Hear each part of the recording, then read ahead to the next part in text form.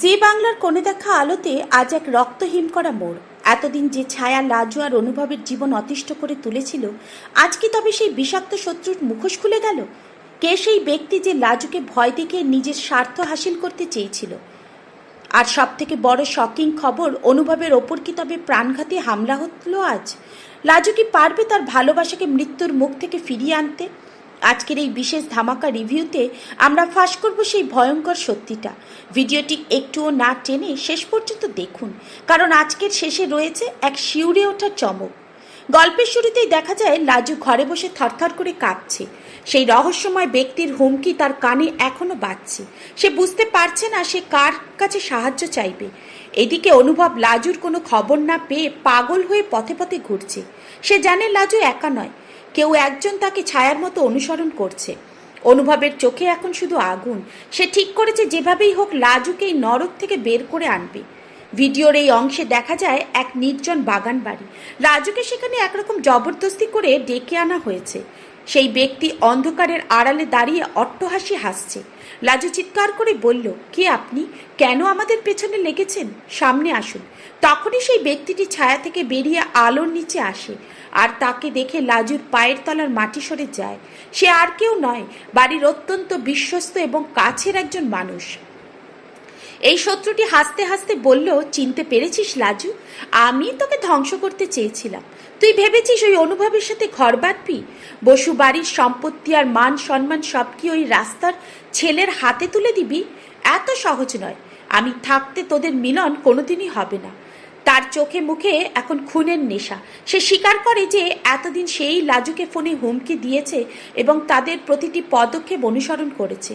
ঠিক সেই মুহূর্তে ঝড়ের বেগে সেখানে এসে উপস্থিত হলো অনুভব। সে লাজুর চিৎকার শুনেই বুঝতে পেরেছিল বিপদ কাছেই। অনুভবকে দেখে লাজু যেন প্রাণ ফিরে পায়।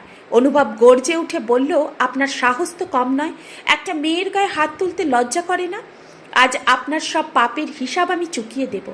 অনুভবের সেই রুদ্র মূর্তি দেখে এই শত্রুটি কিছুটা ঘাবড়ে গেলেও সে তৈরি হয়ে এসেছিল। হঠাৎ করেই চারপাশ থেকে কিছু গুন্ডা বেরিয়ে আসে। অনুভব একা হলেও সে লড়তে শুরু করে, কিন্তু লড়াইটা ছিল অসম। ঠিক যখন অনুভব সবাইকে পরাস্ত করে সেই শত্রুর দিকে এগিয়ে যাচ্ছিল, তখনই পেছন থেকে একজন ভারী রড দিয়ে অনুভবের মাথায় সজোরে আঘাত করে। অনুভব যন্ত্রণায় কুঁকড়ে গিয়ে মাটিতে লুটিয়ে পড়ে। লাজু চিৎকার করে ওঠে, অনুভব, কেউ বাঁচান ওকে। চারপাশ রক্তে ভিজে যায়। অনুভবকে রক্তাক্ত অবস্থায় দেখে লাজু আর নিজেকে সামলাতে পারে না। সে এতদিন ভীরু থাকলেও আজ তার ভালোবাসার টানে সে সিংহী হয়ে ওঠে। সে হাতের কাছে থাকা একটি কাঠ নিয়ে সেই গুন্ডাদের ওপর ঝাঁপিয়ে পড়ে। লাজুর এই রূপ থেকে সেই শত্রুটিও কিছুটা হকচকিয়ে যায়।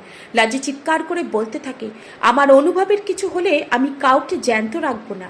লাজুর এই ভালোবাসায় আর সাহসিকতা দেখে গুন্ডারা সাময়িকভাবে পিছিয়ে যায়। অনুভবের মাথা থেকে প্রচুর রক্তক্ষরণ হচ্ছে। সে আধো ঘুমে লাজুর নাম ধরে ডাকছে। লাজু তার মাথা নিজের কোলে তুলে নিয়ে কাঁদতে কাঁদতে বলছে, তুমি চোখে খোলো অনুভব, আমি তোমাকে মরতে দেব না। আমাদের গল্প তো সবে শুরু হয়েছে। লাজুর এই করুণ অবস্থা থেকে দর্শকদের চোখে জল চলে আসবে। সে পাগলের মতো মানুষের সাহায্য চাইছে, কিন্তু এই নির্জন এলাকায় কেউ নেই। সেই শত্রুটিকেই এবার লাজুকে তুলে নিয়ে যাবে, নাকি পুলিশ এসে এই ষড়যন্ত্র ফাঁস করবে? অনুভবের জীবন কি এখানেই শেষ হয়ে যাবে, নাকি ফিরে আসবে এক নতুন লড়াকু যোদ্ধা হয়ে? আজকের পর্বের শেষে দেখা যায় লাজু অনুভবকে জাপটে ধরে আছে, আর সেই শত্রুটি একটি ধারালো অস্ত্র নিয়ে তাদের দিকে এগিয়ে আসছে। এই চরম সাসপেন্স দর্শকদের মনে হাজারো প্রশ্ন তুলে দেবে। পরের পর্বে কি হতে চলেছে? বন্ধুরা, লাজু আর অনুভবের ওপর এই অন্যায় কি আপনারা মেনে নিতে পারছেন? সেই শত্রুর আসল পরিচয় জেনে আপনাদের কেমন লাগলো? অনুভবের ওপর এই হামলা বদলা কি লাজু নিতে পারবে? আপনাদের মতামত আমাদের কমেন্ট করে অবশ্যই জানান।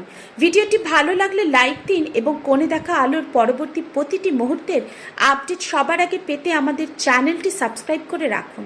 দেখা হবে আগামী ধামাকা পর্বে।